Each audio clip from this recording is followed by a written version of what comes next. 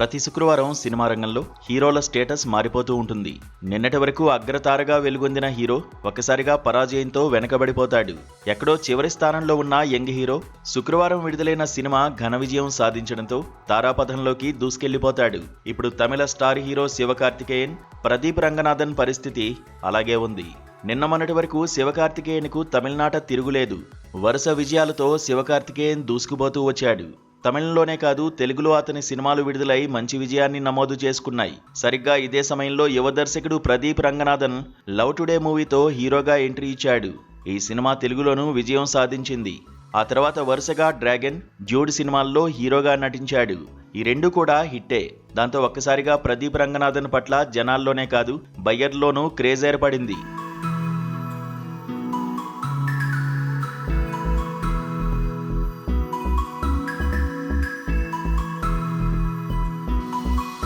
ఇక శివకార్తికేయన్ నటించిన doctor, don, Amaran వంటి సినిమాలు అటు తమిళంలోనూ ఇటు తెలుగులో కూడా విజయం సాధించాయి. మధ్యలో వచ్చిన ప్రిన్స్ ఓ మాదిరిగానే ఆడింది. మళ్ళీ మావీరన్ విజయం సాధించగా అయలాన్ ఫ్లాప్ అయింది. గతేడాది ద్వితీయార్థంలో వచ్చిన శివకార్తికేయన్ మద్రాసి సినిమా నిరాశకు గురిచేసింది. 100 కోట్ల క్లబ్లో ఈ సినిమా చేరడానికి చాలా కష్టపడాల్సి వచ్చింది. అయితే ఇక సంక్రాంతికి వచ్చిన పరాశక్తి ఫ్లాప్ టాక్ తెచ్చుకుంది.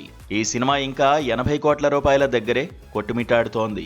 ఈ సినిమా 100 కోట్ల క్లబ్లో చేరుతుందా అనే సందేహాన్ని ట్రేడ్ వర్గాలు వ్యక్తం చేస్తున్నాయి. మరోవైపు ప్రదీప్ రంగనాథన్ నటించిన లవ్ టుడే, డ్రాగన్, డ్యూడ్ అన్నీ 100 కోట్ల క్లబ్లో చేరిపోయాయి.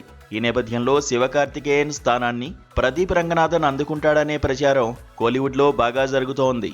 చూద్దాం ఏం జరుగుతుందో.